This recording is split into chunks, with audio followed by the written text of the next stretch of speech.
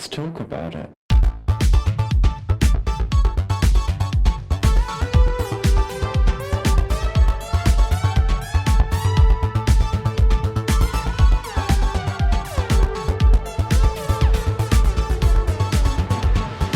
Hello and welcome back to Thicc Radio, the podcast where we talk about gaining, fetism, and everything in their orbit. I'm James.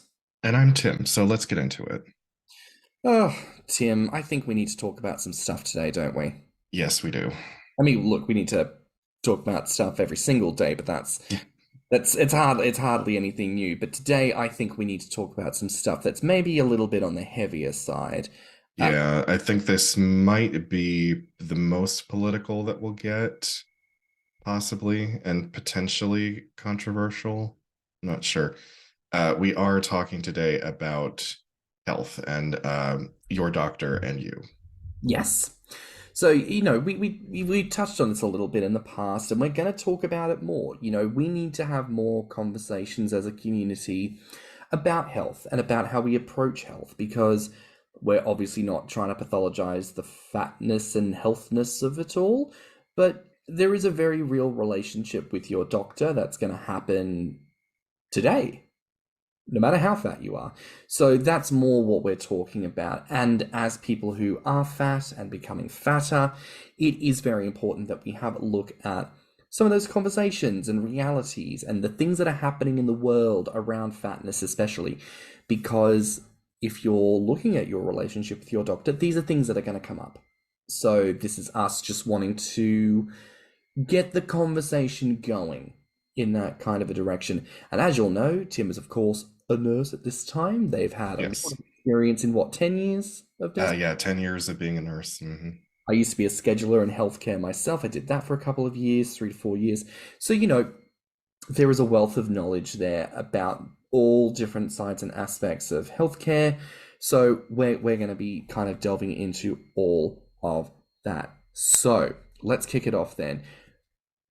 When did you first start seeing your doctor? Well, actually, do you know what? No, before I ask this, how does the medical relationship work over there with your standard practitioner that you would do general checkups with?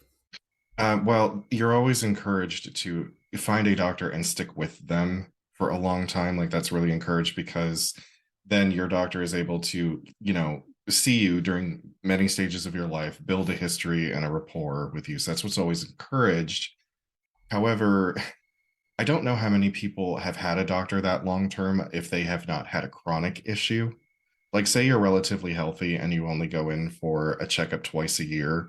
You may not have seen the same doctor over and over again. You may have chosen different doctors depending on your insurance, because that is a big thing in the US. Insurance will often dictate where you can see a doctor, when you can see a doctor, and how much you're going to have to pay to see that doctor. So most people who have chronic illnesses have kept the same physician for years. Other people may have switched back and forth over the years. Me personally, my doctor, I've been seeing him since I was 17 years old. Right. So you haven't changed doctors really over the years? No, I haven't. And I actually don't recommend that. I know I said that people are often encouraged to do that. Me personally, I don't recommend it, especially if you have a doctor that is difficult, because my doctor sucks. Right. I mean, I suppose speaking to Australia and the UK, obviously we'll touch on the first point, universal healthcare. So that's obviously good things. We like a bit of that. In Australia and the UK, it's a little bit of the same situation. I mean, the Australian Medicare system was very clearly adapted from the NHS. I can see that, having now lived across both. And essentially the process is, no matter where you are, no matter where you move to, no matter where you live, you can relatively easily find out where your nearest GP, general practitioner, is. And this is the person who's kind of your typical triage, jack of all trades doctor, right? Yeah, that's what mine is. He's a general practitioner. So you can pretty easily Google where the nearest one is. You sign up with that surgery and just say, hi, I live in the area. I'd like to sign up with this place. If they've got space, they'll take you. If not, they'll recommend the nearest one nearby that has space, which is fabulous. And of course, if for whatever reason there's any kind of overloading, they can find a way to make that work. But that's beside the point. You sign up with a surgery, you get assigned a doctor, and you just book appointments, if and where need be. So, you go in and you see them when you need to see them. You book an appointment and that's all fine. And it doesn't cost you money because that's just part of the thing. This is what taxpayers pay for you to be able to go in, get assessed, get the things you need, get out, go home, right? Depending on the script you have, you either pay a little bit or you don't, depending on the medication. Obviously, things like where cancer and big things are involved, obviously that's not subsidized, but still there are programs and things like that. But a lot of doctors in Australia do what's called bulk billing, where basically it comes out in your tax, which is fabulous, so you don't have to think about it. Here in the UK, everything's on the NHS. So even though the service has gone down, courtesy of the Tories, it's still a free service where you can go in, get appointments, get seen quite regularly, get scripts, again, for quite cheap, and kind of move through the system quite easily that way. So generally speaking, if I have any kind of minor tickle or complaint, it's not actually really difficult or expensive at all for me to say, hi, I would like to speak to a person, please. I'm having a bit of a thing. Can I show you or get a test or something, and we'll figure it all out. Can I just say as an aside, I love that you're explaining how it works, because over here in the US, we are fed a lot of lies about how universal healthcare works. Yeah, I saw some kind of, sorry, a deviation again, but it was some kind of something with Kamala Harris and a man in a wheelchair, and he had some other form of chronic disability. And it was a question and answer thing about stepping away from insurance healthcare into public healthcare. And this man was criticizing her and going, do you understand that this could kill me? And she's like, we're going to leave options for people who are like that. But also the point of public healthcare is just that you get it. And that's the end of the story. You have access to it. And then there's a full stop. And then we say no more about it, because that's You know what the current trend in healthcare is, or policies in healthcare? Yeah, the government will actually fine you if you don't have insurance. Yeah, because of when Obama put in the Affordable Health Care Act. Now, when you do your taxes every year, you have to prove that you have some kind of insurance, either through the Obamacare or through your employer. And if you don't, you get fined. That's the current situation. Jesus Christ. Well, there you go, people. Move to the UK or Australia, for God's sakes. Or how about this, Americans? Let's rise up en masse and demand better. So the question I wanted to ask you was about changing doctors, and I change doctors relatively frequently as I move. And it's, again, a very simple process. Like I said, you kind of just call into a surgery, you fill out a form. And here's the thing. You've told me in the past, probably not on the podcast, but just to refer here, that you are encouraged to see the same doctor because they have all your medical information. Yeah. See, because everything's on the NHS and it's all on a government system, it's all on the cloud. So if I doesn't work that way over here. If I was in Edinburgh and got run over by a bus and my leg's been crushed to buggery and I've got to get whisked off to hospital, they can quite easily get my medical number out of me. They can pop it up on the system. All that information shows up. So if I've got a pacemaker, if I've got accessibility aids or anything else that goes on, excuse me, they have all that information ready to go. Yeah, doesn't work that way over here. Medical systems or hospital systems do not disseminate information to one another. So to pivot away, I guess, from the horrendous system you guys have, I mean, how has your relationship been with your doctor since you started gaining weight? Well, he doesn't bring it up, honestly. And look, I'm going to tell you right now, I am the cautionary tale with this, and it's my own damn fault. I should be looking for another doctor. And the reason why I haven't, and I think that this is specifically an American problem because of the way insurance works, I have just been like, you have to see a doctor that's within the network. And, it can be kind of a pain to find one that's accepting new patients at the time, and all these, it's all this stuff that has kind of kept me bogged down. And I'm like, well, this guy has been seeing me since I was 17 years old. So yeah, he sucks. But, I would have to go through a lengthy process and more history building to find another doctor, because my doctor has he's never said anything about my weight, but I remember I asked him about prep one Mm. time because I was like, I had just broken up with Jamie and I was going to go back into the dating pool. And I'm like, well, if this is one more thing that can safeguard me, why not do it? So I brought it up to him and he's like, well, I don't know enough about it, so I don't feel comfortable prescribing it. You should just get regularly tested for HIV. And I'm like, but I'm asking you for something that could potentially protect my life. Well, I just don't know enough about it. And I wanted to be like, is that not your job to find out about things? Is that not the whole point? I've got to ask, like, when I worked in healthcare, and I was only a scheduler, mind you, like we had a training program in conjunction with the scheduling agency that we did. And at one point I was like, I don't understand, but someone made a very good point, which was medical practices change over the years, and we have to take in those medical practices. And because we're shipping out external nurses, they need to know what those are so that they can be kept up to date. And I get doctors go through like a decade of education and there's a lot on the go. But like, It is still like, so for me, in my field, we have to do continuing education credits every year. hmm, We are expected to be up to date on what changes, and yeah, we are required to do that in order to renew our licenses.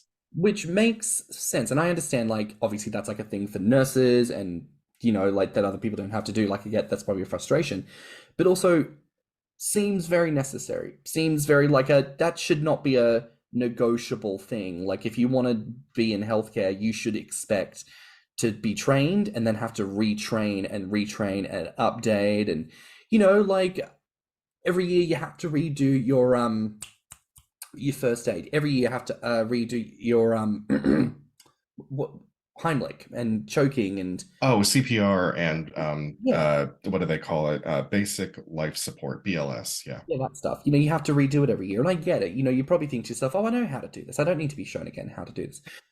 But that's the point. You Yeah. can think that, but there's a reason why they've made it so that you should retrain every year, because Hmm. there's probably enough people who forget in the course of a year that they're like, no, we just have to make this a standard now. And if Yeah. you're the lucky bastard who manages to retain that information, good for you. Yeah, like CPR hasn't changed in about 10 years. So, So, I understand it's probably a bit of a frustrating thing to go through. However, them's the systems. Get on board, do your training, or you don't get recertified and you can't do yeah. the.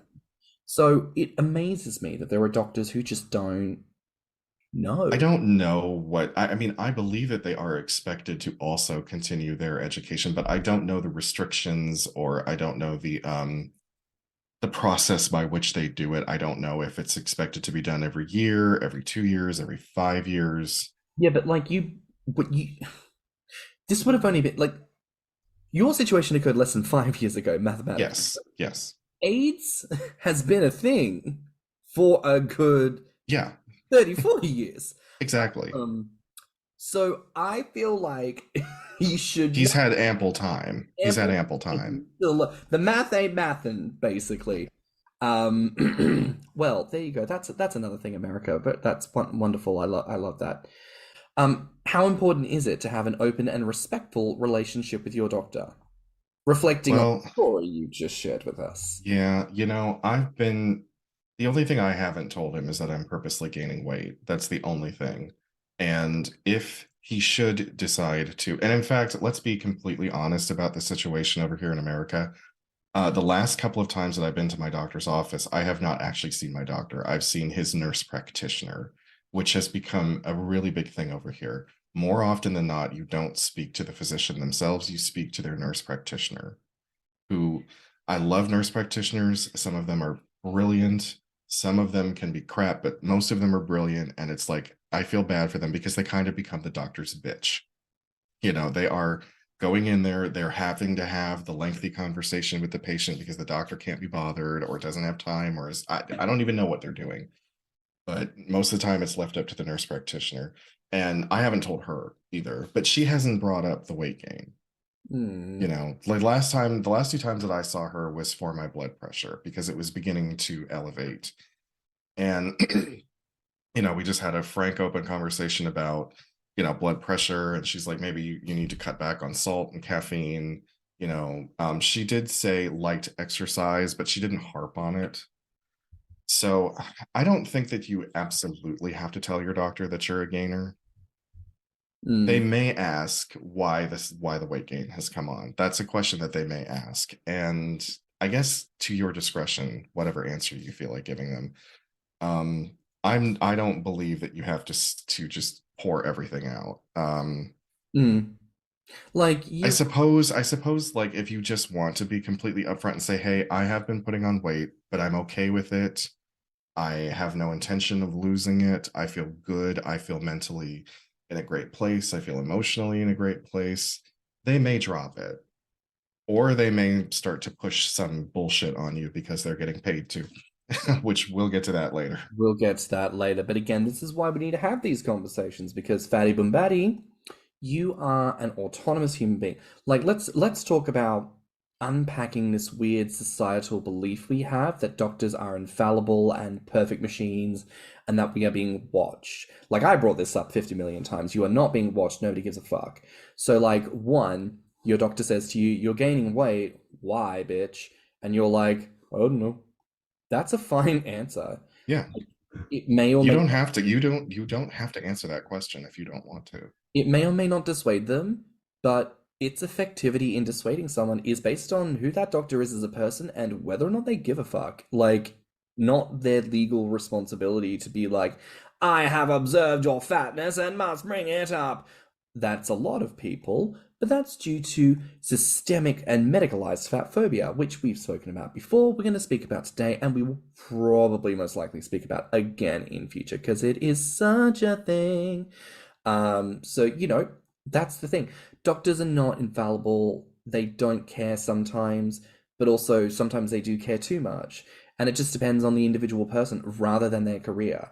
Like if you tell them that you're gaining, they're not gonna like pick up the phone, call the fat police, and go, "You guys, yep, hang on.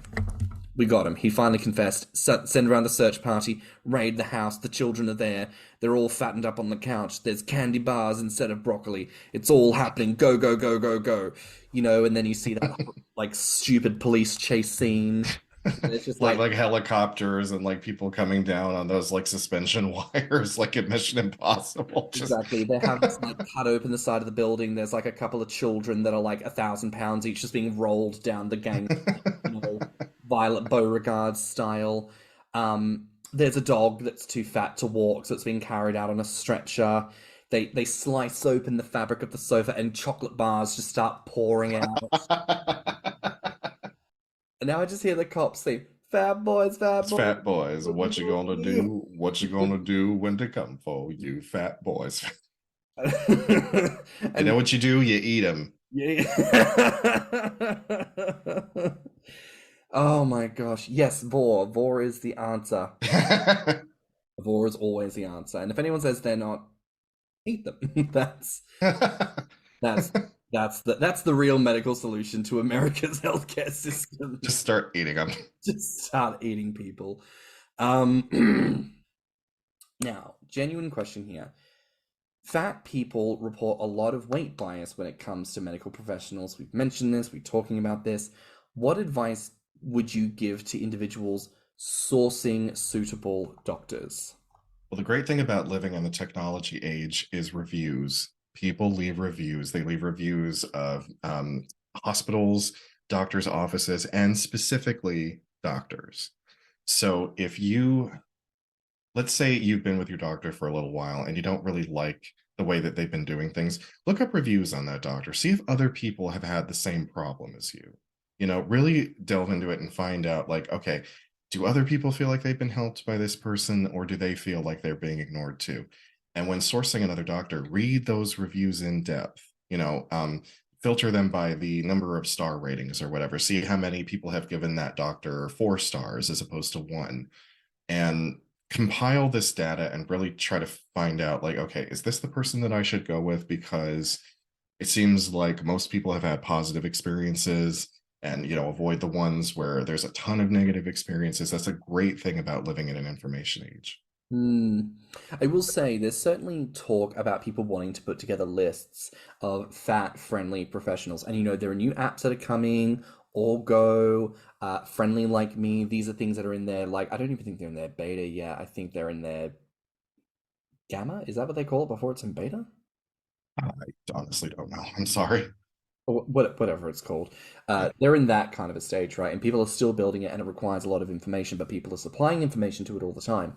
So look for lists that talk about people who are fat friendly doctors. Google it. Honestly, you'd be surprised how much information's out there. And also, talk to your fat friends. Fat people talk. And if you, as a fat person, go to your fat friend and go, hey, bitch, I need a doctor who is fat friendly.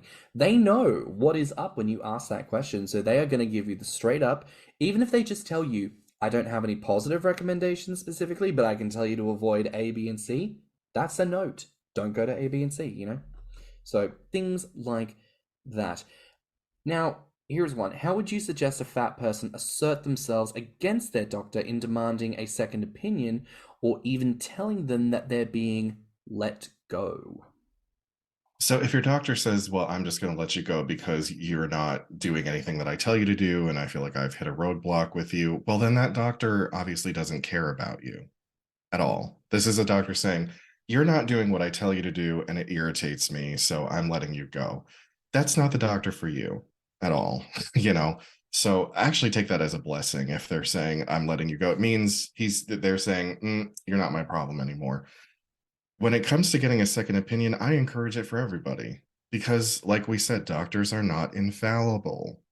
And one doctor can completely disagree with another one. So I say seek second opinions, third opinions, fourth opinions. It's hard, again, because if you live in the US with insurance, you may not have the option of seeing multiple doctors. But every November, if you're full-time employee, you're going to get the option to re-enroll for your insurance and even change how your insurance works. You can choose a different plan, you can choose a different network. I encourage doing that, and just don't give up, don't get frustrated. And I know I'm not like really winning people over by telling you that I have stuck with a doctor that I don't like for so long. I get it. Don't do what I do. Like, cast a wide net and see what you get. Yeah. I think as well, when I think about that question, I think about the amount of plus size people who tell the story about experiencing some form of pain and going to their doctor, and their doctor says, it's because you're fat. Yeah. I have an earache. Yeah, it's because you're fat. No. No, it's not because I'm fat. I have a fucking earache. Like the amount of people who will turn around and say they had to fight and get opinion after opinion after opinion to only find out, like, because someone finally deigned to scan their cervix. Oh, you have ovarian cysts. Turns out you got cancer. Turns out you've got hemorrhoids or some fucking insane thing. Well, how many times have you heard someone say that, like, they were concerned about something, they went to their doctor, and their doctor said, you're too young to worry about that, go home? Exact same thing. And then that person's got stage 4 cervix something or other, and it's like, game over, Red Rover. And it's like, fuck people who say don't worry. Like, this is something that, and to get a little bit esoteric, a little bit holistic here, I feel like as gainers, we, through the process of gaining, actually become very familiar and intimate with our bodies, because our whole lust of feeling our own fucking fat means, like, I'm suddenly so much more aware of, like, the texture of my boob meat, which means one day I could be molesting my own tits and feel a lump, meaning fucking breast cancer. Because also, that's another thing, men can get breast cancer. Men can get breast cancer. Men can get breast cancer. And because I fondle my luscious fat the whole time, if I start to feel lumps, that is me having trained my body unconsciously to go, oh, that doesn't feel correct. That feels out of place. I should go and get that checked out. The person who's constantly fiddle-faddling with their legs, soaping them up and feeling their luscious doughy thighs, you will notice very quickly if you are starting to develop sores, if you are starting to develop cellulitis, you are going to notice so much more quickly because you are intimate with your body, because you are gavaging yourself. Sorry, lavage. Bit of a laugh, Gav. Sorry. A bit of a laugh, Gav. bit of a lab gap, but because you're, so constantly and consistently feeding your body and pushing your limits and feeling how it feels inside to push your stomach limits and to see how it feels to be full and to know what it feels like when you're digesting food, because you're so familiar with that intimate process, you will feel when there is a difference or a change in that process more intimately than others, and that will twig you and that will tell you, go to the doctor and get this looked at. And when they tell you it's because you're fat or you don't need to worry about it, you can safely go and look at another person, because you know your body, you know something's up. Do not take their bullshit as good enough. You are worth fighting for a firm answer. Just because some doctor doesn't want to do their job doesn't mean that you should fucking die because they can't be bothered, right? So Yes. please bear that in mind. Intimacy with your body, learn to know your body, and therefore when someone gives you that pushback, you can say for certainty when they are wrong, okay? Yes. Now, I think we're about to see the emergence of Tim pulling a James rant, because Yeah. now is the time, now is the moment. We're going to be talking, well, I'll be talking, I think Tim will be ranting about a little known subject matter material, a pill injectable situation called Ozempic. Yes, and I apologize that I'm going to get ranty about this one because I feel very strongly about this. So I don't mean to skew so political, but I've got a lot of issues with this drug. Well, we were talking about this before, about whether or not it's even relevant to us, because yes, it's a medical thing, but it's about weight loss. Surely that doesn't concern the gainer community, except the purpose of this episode is to really talk about what it means to engage with healthcare and health. Outside of the community, you're just a fat person in your body trying to look at healthcare. And like it or lump it, Ozempic and its subsidiaries are currently being foisted on any person with so much as a stomach roll across continental US and beyond. So it is. Yes, it is sweeping the US in popularity. So let's get it started on that point. Can you define, like, what is Ozempic for people who have not heard of it? Ozempic is meant for the treatment of type 2 diabetes. Now, type 2 diabetes is acquired, meaning you weren't born with it. Type 1 is when you're born with it and you're insulin dependent for pretty much your entire life. Type 2 is where you may not have had this issue, as a younger person, and as you're approaching middle age, you're developing it due to of course they're going to say dietary habits and, lifestyle and whatnot, but it's basically like your pancreas is not producing enough insulin anymore. And this drug was developed to manage diabetes, lower your A1C, which is the A1C is like your blood sugar over like a period of months, like 3 to 6 months, what it generally rounds out to. And that's kind of how they diagnose diabetes, is through your A1C. This drug is a weekly injectable, kind of like if you're on insulin right now, you usually have injections either daily or every other day or maybe every night, whatever your routine is. This is meant to be a once a week thing. The reason why I want to kind of start with this is because all the reports that I've seen is basically like it's a diabetes drug with the side effect of the weight loss. Yes. And it's kind of like what happened when like gluten-free kind of became a thing. Oh my God, I'm so glad that trend is over. Like everything became gluten-free, except that was just at big supermarkets. Like at your local cafe, Yeah. they would have like just a handful of like gluten-free products that someone who happened to be gluten-free could eat. But because people were so obsessed with the idea that gluten was what was potentially causing them to be fat, everyone's buying up everything gluten-free left, right, and center, which means instead of leaving it for the people who actually have a true gluten allergy, which is called celiac disease, which can be life-threatening. And then they just don't get to eat, Or what's another great example of this? Scalpers. Another great example of the PlayStation 5 when that was first getting announced.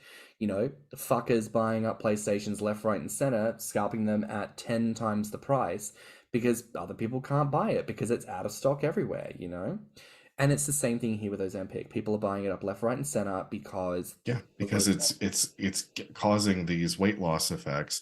And now pharmacies they can't keep up with the demand. So the people who actually need it, who are in fact diabetic and need it in order to manage their diabetes, they're not being able to get a hold of it. Yeah. So, one of the side effects is weight loss, and so therefore every cunt, and I do mean cunt, because they are fucking cunts promoting this drug, right? Yeah. For the weight loss side effect, what are the side effects? Oh, you're gonna love this. I'm sorry, guys. This is a lengthy list. Okay, so Sorry, just you can't see it, but Tim's got his gigantic, mid-century scroll. He's actually my papyrus roll. which he's accidentally flicked it, and the bottom end it's currently tumbling down the steps, running across the flagstones of the Out the door. It's out the door currently. It's running down the gangplank, over the bridge, through the portcullis, over the moat, and currently cascading down through the village. It's knocked over several old peasant women, but that's beside the point because Tim's going to start reading out the laundry list. So, Tim. Okay. So, possible side effects, obviously, allergic reactions, because some people don't know that they're allergic to a drug until they take it. So, like, allergic reactions are possible, like hives, itching, dizziness, your heart rate increasing, difficulty breathing, swelling of your face, lips, or tongue, or throat. But in general, the side effects are vision changes, unusual mood swings, pounding heartbeats or fluttering in the chest, lightheadedness, dizziness, and syncope, which means passing out or fainting. It also can present signs of thyroid tumors, such as swelling or a lump in the neck, trouble swallowing, a hoarse voice, or feeling short of breath, because this drug can actually cause medullary thyroid cancer. So keep that in your back pocket. Symptoms also of pancreatitis, meaning severe pain in your upper stomach spreading to your back, nausea with or without vomiting, and again, increased heart rate. It has also been linked to gallbladder problems, which means upper stomach pain, fever, clay-colored stools, jaundice, which is yellowing of the skin or the eyes. Since it's meant to be a diabetes control drug, it can also lower your blood sugar. So it can lower it dangerously. It can lead to headache, hunger, weakness, sweating, confusion, irritability, dizziness, again, increased heart rate, and feeling jittery. It has been linked to kidney problems, such as swelling of the kidneys, urinating less, feeling tired or short of breath. And it has also presented stomach flu-like symptoms, such as stomach cramps, vomiting, loss of appetite, diarrhea, which may be watery or bloody. And then they list like just the simple side effects, like, oh, well, these are just the ones you don't really have to worry about so much because they're so common. Low blood sugar, upset stomach, heartburn, burping, gas and bloating, nausea, vomiting, stomach pain, loss of appetite, which is what most people who take this drug report, that their appetite is extremely suppressed. Diarrhea or constipation, because it could be one or the other. We love an option. Runny nose and sore throat. Again, the stomach flu-like symptoms, and then general headache, dizziness, and tiredness. Right. You forgot to mention, of course, that it also causes dysentery, malaria, diphtheria, flu, typhoid, smallpox, leprosy, and a general bout of hysteria and fits of the vapors. Wrist fevers. General mincing about it. Oh, no. But my God, I mean, that would truly a fucking laundry list of things. We finally brought back. And to be fair, like almost every drug out there is going to have a laundry list of side effects, because anything that happens in a clinical trial has to be reported. You have to look at the drug and see how many people reported that symptom. Right. And I suppose like it's good to know, like I think this also comes back to things like people who complained about the COVID jabs, right? They were like, oh, well, how do you know it works? It's all people who are reporting blood clots and things like that. Like, I don't know, girl, just because one person carks, it doesn't mean everyone's gonna. I don't know what the numbers are. But I feel like this is such an important point on how like those are side effects on a drug for diabetes. And I feel Yes. like you've said something to the effect before where it's like if you try to take, because you and I've obviously tried to farm you as a resource for potential avenues for weight gain through medical Yes. education. Yeah. And you've essentially said to me, like, if you try and take something that is not intended for something and you don't Mhm. have it, You Yeah. will inadvertently, most likely, Yeah, cause. you'll give it to yourself. So, like, most likely, the people who are taking Ozempic who do not have diabetes is going to give themselves diabetes. They may end up being on it for the rest of their lives, honestly, because it's kind of like this might be kind of a shaky example, but I'm bringing it up because PrEP is something that's really big in the gay community, right? Mhm. And PrEP is intended to prevent you from getting HIV. Now, if you get tested first, you're negative for HIV, but you go on PrEP, you may never be able to come off of it, right? Because you won't really know. So say like you get on PrEP and then you think, oh, I can have unprotected sex willy-nilly. And that's exactly what you proceed to do. At some point in that, you may actually contract HIV, but you won't know it because you're on PrEP. And say you decide, okay, I want to go off this now. I don't really feel like taking it anymore. You may not have that option because you may actually have HIV at this point. So, It's the kind of thing where like, okay, I want to lose the weight. I don't have diabetes, but I want to take this drug. hmm, 6 months go by, you've lost the weight, and you're feeling like, okay, I can stop now. Well, no, actually, you can't because you've now trained your pancreas to need this. you know, So you may be on it for the rest of your life. there's something to be said about gainers who deliberately do weight cycling to change up how the fat aggregates on their body to create that, the stereotype of the softer, more gelatinous fat that they might be after. So if you're thinking about using Ozempic to achieve that, it probably is worth reconsidering. And, this kind of comes back to the whole thing we were talking about before about how we have this weird societal belief that like your doctor is infallible, always correct, and what they say goes and is non-negotiable. Like this idea that, well, they said it, so I guess I have to do it. No, not necessarily. And it's the same thing with things like taking Ozempic. If that's the thing that you're looking to take, you don't need to do that. Or like when gainers say you need to use Boost, you need to constantly be, consuming certain types of food to gain weight. Not necessarily true. Yeah. Figure out what works for you. Do the thing that works for you. It, like we are not unevolved creatures, right? Like we have enough sense in 2023 to know that every body is different, both the body, the person, and also the body, the body. So realize that, recognize that, respect that. Your body is different. It may not need the same thing that everyone else needs. And it is really important that instead of like hearing something and just going, oh, everyone says that this is perfect, therefore it's right for me. Go, like, as you were saying about the whole HIV drugs, right? Like, it doesn't mean you're not necessarily going to get it. You still have to do other things. You can't just presume everyone says it prevents it and, like, you do no research. Don't be a fucking idiot. Look at things, research, educate yourself. This medication that I'm on is impacting my life. What are the reviews about this drug? What are people saying about, side effects and everything else? Take the time because you love yourself to make sure that the things you're engaging with on a medical level are actually benefiting you the way you need them to benefit you, and that you understand what the risks and the side effects are. Because if they come a knocking, at least then you're aware and you can go, yeah, I understood that there was a chance this might happen, so I'll just wear that. Rather Yeah. than, oh my God, why is this life-changing thing happening to Well, me? funny that you just said that because that's actually taking accountability for your actions. That's like you knew going into it and you're just like, yeah, the bad things happened, but I'm taking accountability for that because I made this decision to do it in spite of all this other stuff. Instead of throwing up your hands and going, well, I don't know what happened. I don't Oh understand. God, wait, is accountability our like unofficial theme of season 3? Possibly. Listeners, Imagine that. Adults taking accountability for what they do. well, sometimes they don't.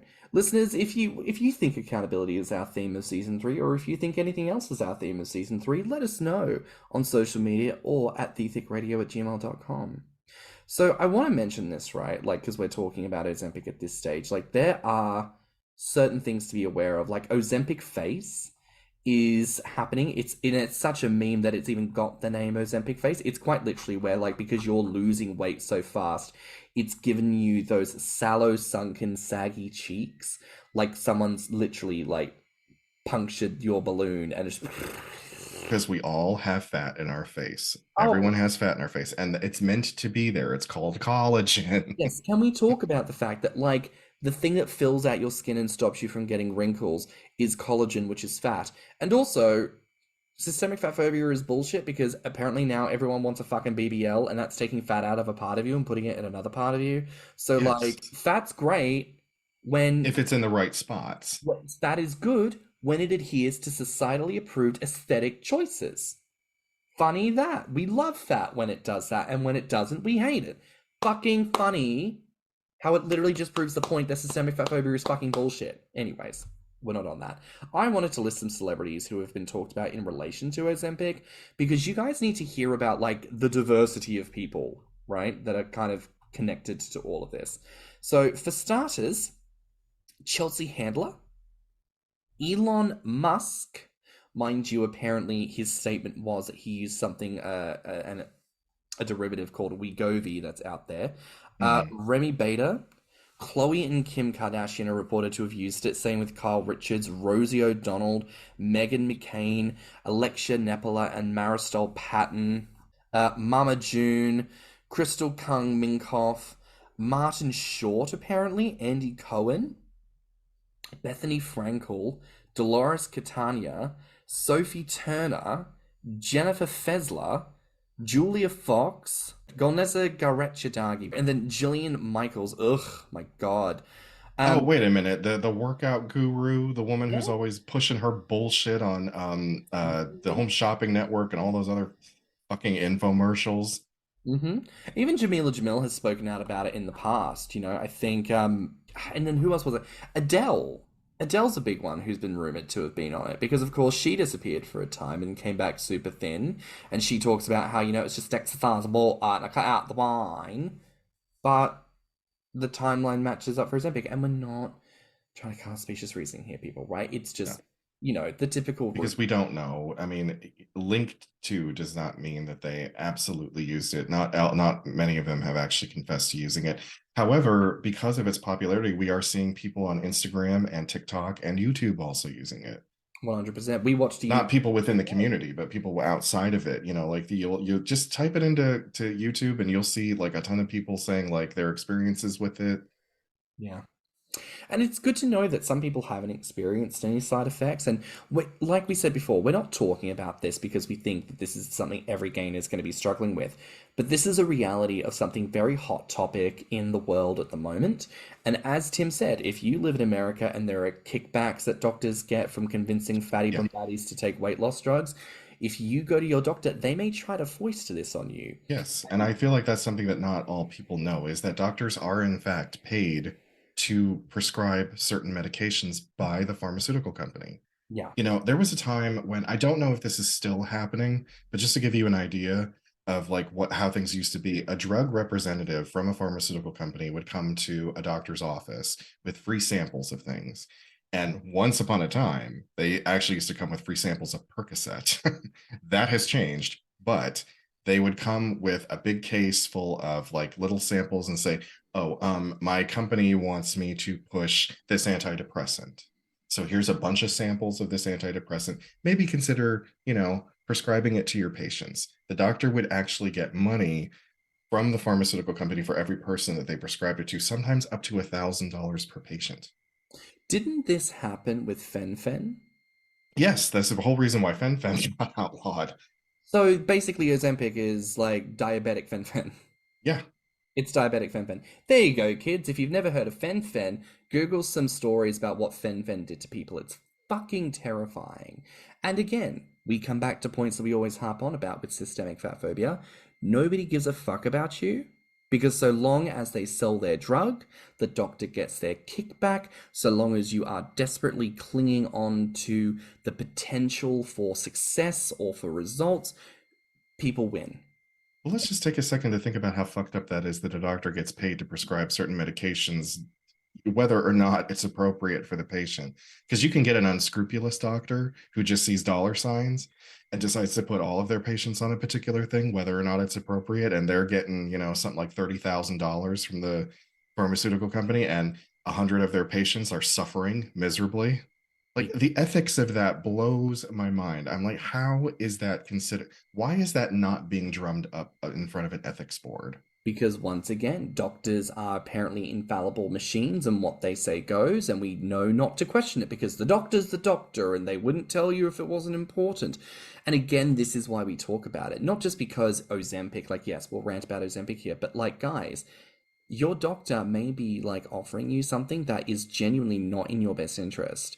And that's aside from weight, but also because of Yeah, your, that could be anything. That could it be could anything. be, It could be a heart pill or a or pain pill or an antidepressant. Antidepressants used to be one of the worst about this.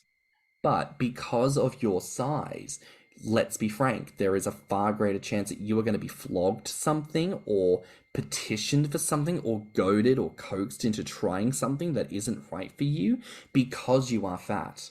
So that's why we really wanted to talk about like this particular aspect of things, because even though Ozempic is a drug that may not necessarily affect you, the conversation around it does. The attitudes of doctors does, and the potential that that can have a genuine, real world effect on your health matters. So please listen to what we're saying here. We're not talking out of our asses. Tim is a nurse. I worked in healthcare as a scheduler. This news is like front page Google with the word fucking Ozempic, right? Like, Mhm. do a little bit of research, see what lines up. And like Tim was saying before, your reviews about your doctor. Like, are people saying that their doctor like fucking foisted things on people? Like, please check that out. Well, and one more thing I want to mention about it is the average cost, because this is something that like Oh, yes. it's honestly ridiculous. And the cost of medication it, worldwide is really bad. But like, say you say you know somebody, because like we were saying, I don't think anybody in the gator community will be using this drug. But say you know someone that is, a brother, a sister, a coworker, a friend, whatever, says that they want to start using Ozempic. The average cost that they will pay, and I can't say what they'll pay with insurance because again, American insurance is wonky and they'll pay for some things and not others, and it just depends on how the quality of your health insurance. But without it, the average American will pay $10,000 per year for this drug. Wow. $10,000 per year for a drug that has a horror house of side effects that may help you lose 30 pounds. Depending on where you go in the UK, you're looking at about £3,000 a year, which maybe doesn't sound like much, but considering like the general cost of healthcare in a country with universal healthcare, that's not great. I believe it's around 20,000 Rand in South Africa and around $30,000 in Australia with scalping at the moment. So the money is insane and people are buying it because of that desperation to lose weight. And again, this is that thing we want to talk about where it comes like outside of gaining, like let's look at the real world. You're a fat person in the real world. Systemic fat phobia is extremely real and will impact on your life in certain ways. You know, we watched a video earlier today, a YouTuber who talked about their experiences on Ozempic where it was really negative. And the heartbreaking part of it was how many moments as an outsider listening to her story, I see the red flags going up. The doctor suggesting that they take this, knowing full well their medical history, when this person is starting to experience medical pain to the point where they are vomiting and shitting themselves like uncontrollably. And the doctor is still saying, let's keep going, let's keep trying. The fact that this person knew that they were in physical, debilitating pain and thought, it's worth it. If I can lose weight, it's worth it. By the way, I have as many strong opinions about gastric bypass surgery if we ever talk about that. Oh, I believe we may very well get the chance to have someone on the podcast who has worked as a bariatric surgeon before, so fingers crossed for that. But to kind of close out on that aspect of things, you know, like the doctor's intervention, like how much of a role does a doctor play in that kind of a situation, you know, like, and not just Ozempic, but like any drugs that we take, any medical processes that we find ourselves following. Well, a doctor and their medical team is supposed to, anytime they prescribe you anything, they're supposed to be keeping track of how you do on that medication. You're supposed to go back in and explain to them, like, okay, how have you been doing? Have you been experiencing any side effects? Has anything improved? They're supposed to be tracking all of that. That is the role of the medical team. But again, as we just said a couple minutes ago about how doctors are not, infallible, and sometimes they can be unscrupulous and they can be prescribing you things you don't actually need. If you come back to your doctor and like, well, that pill you put me on, I'm starting to think that maybe it's the big problem. Like I'm experiencing all these negative side effects. I just don't know. If they don't care about you or they're more worried about their getting their money than they are about you, they're going to be like, well, let's just keep going with it. Let's just see. Let's just see. Let's just do a couple more weeks. Let's see how it goes. Maybe it'll resolve the problem. Or I can prescribe you another pill to counteract the problems that you're having with this pill.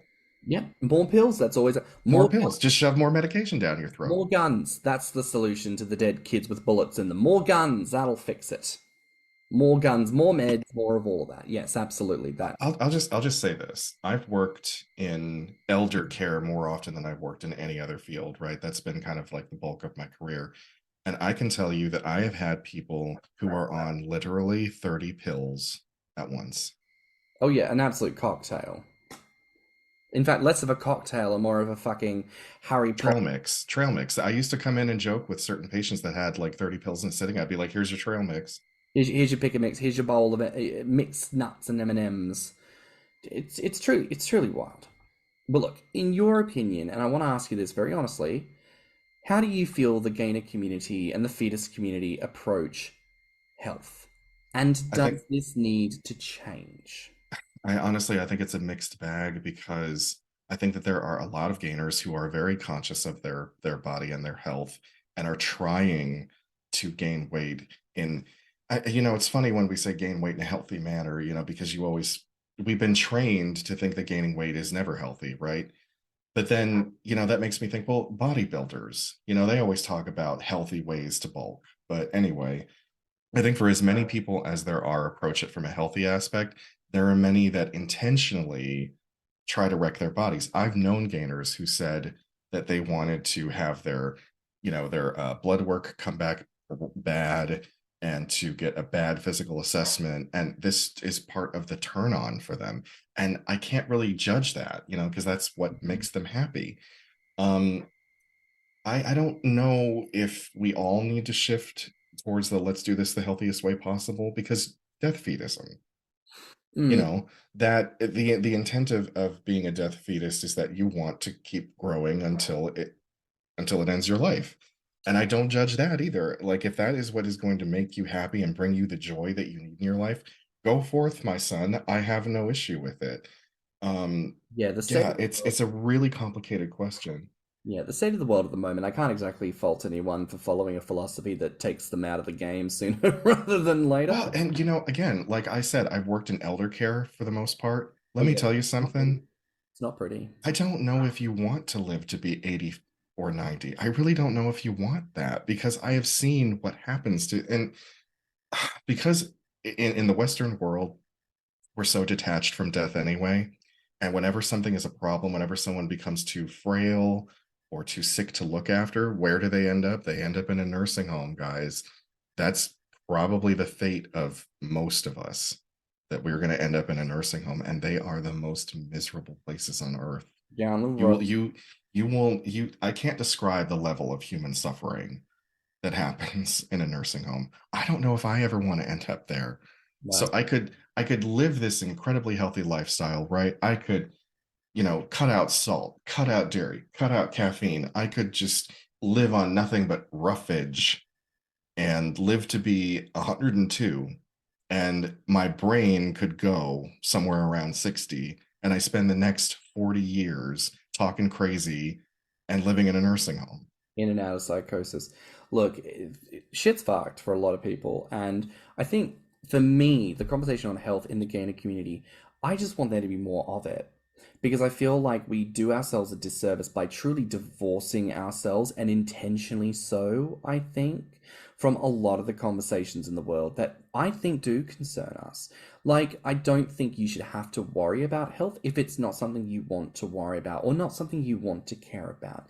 But if you want to concern yourself with it, we as a gainer community should have fucking resources for people. Like, I often think to myself, it's been like what, 10 years since the start of Grommr and we still don't have Yep. like a cookbook?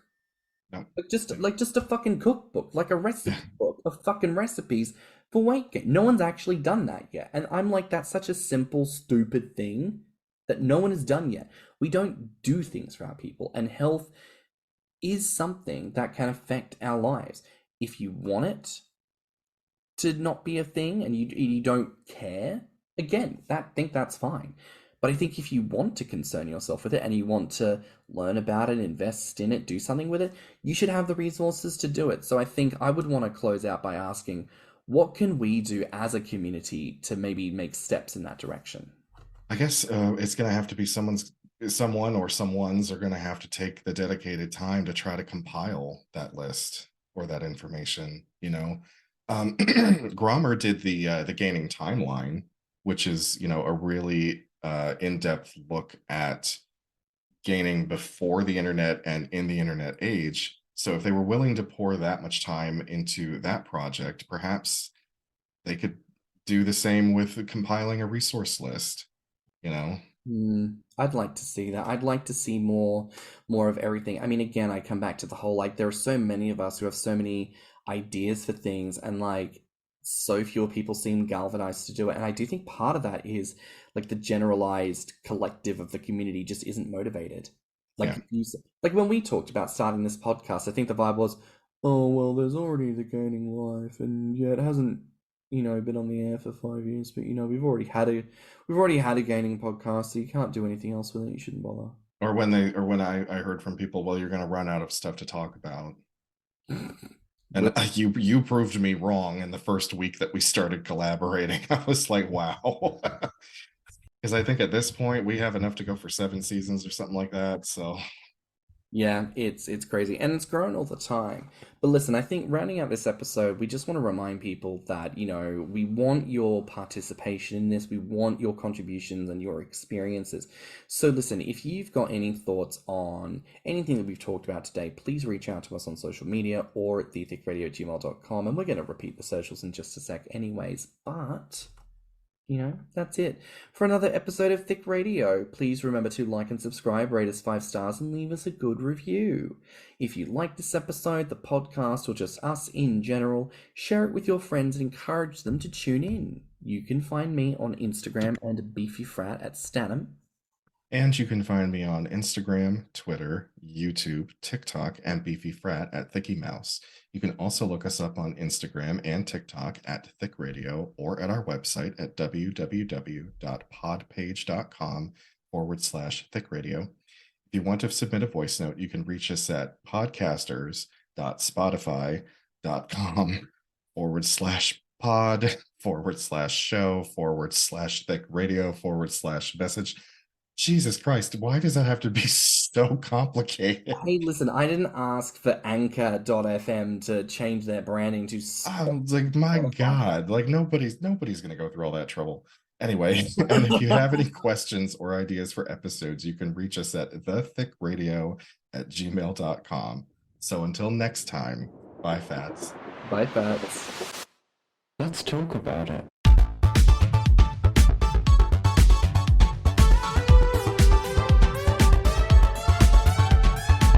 Thicc Radio is a Patreon and Anchor app podcast produced by Stan and Thicky Mouse. Mixed and mastered by stannnum. Our artwork is provided by Lokitu. Our theme song is provided by Spotify.